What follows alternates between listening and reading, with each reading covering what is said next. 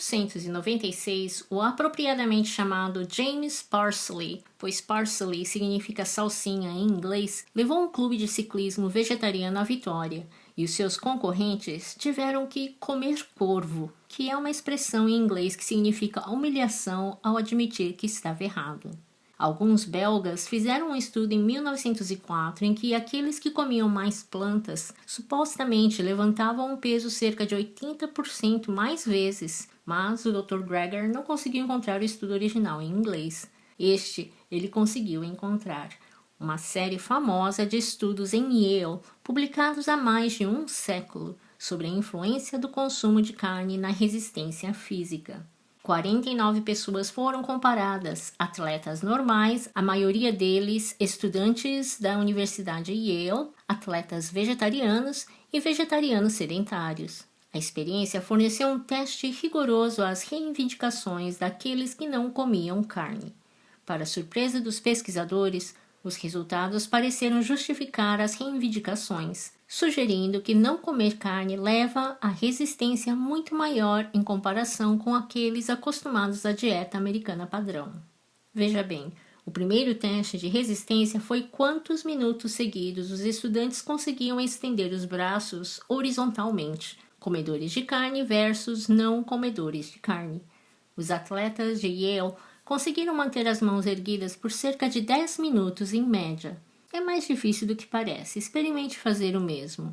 Mas os vegetarianos fizeram isso por 5 vezes mais. O máximo atingido pelos carnívoros foi apenas metade da média dos vegetarianos. Apenas 2 comedores de carne chegaram a atingir 15 minutos, enquanto que mais de 2/3 dos vegetarianos o fizeram.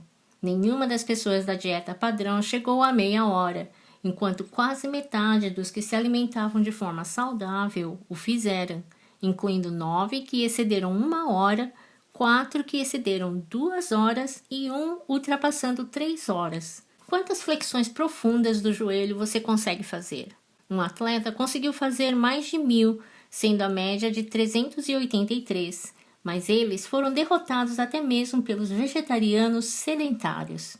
Essa é a coisa fantástica. Mesmo os vegetarianos sedentários superaram os que comiam carne. Os vegetarianos sedentários eram, na maioria dos casos, médicos que estavam sentados o dia todo. E em termos de recuperação, tantas flexões profundas do joelho deixaram todos doloridos, mas mais os que comiam carne. Nos vegetarianos, de 2 que fizeram cerca de 2.000 flexões de joelho, um foi direto para a pista para correr e outro foi trabalhar nas suas funções de enfermeiro. Por outro lado, entre os comedores de carne, uma pessoa chegou a 254, desceu mais uma vez e não conseguiu mais se levantar. Teve que ser carregado e ficou incapacitado durante dias. Outro ficou fragilizado durante semanas após ter desmaiado.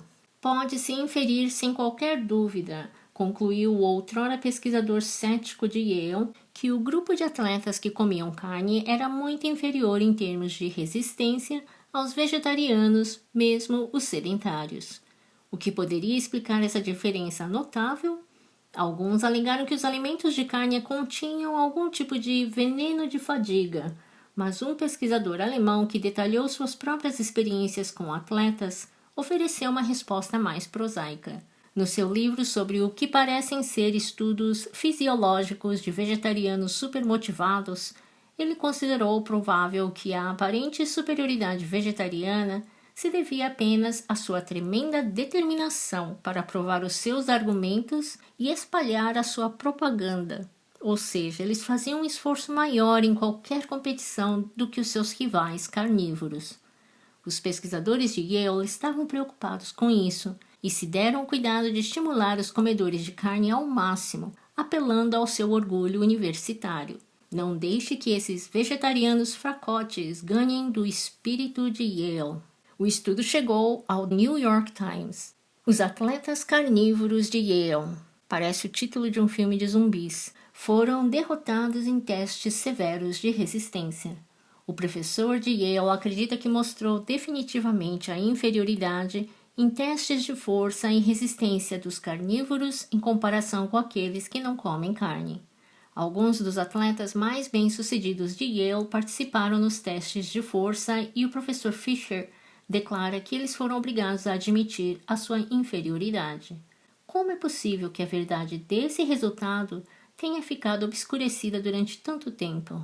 Uma das razões, segundo Fisher, é que os vegetarianos são o seu próprio inimigo. Com o seu fanatismo, eles partem da premissa de que comer carne é errado, muitas vezes baseados em escrituras ou em algum tipo de dogma, e concluem que comer carne não é saudável.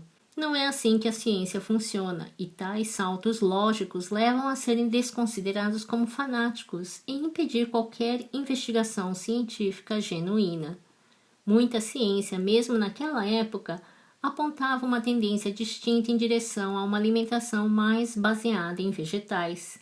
E, no entanto, a palavra vegetariano, mesmo há mais de um século atrás, tinha uma reputação tão ruim que muitos eram relutantes em conceder que a ciência estava a seu favor.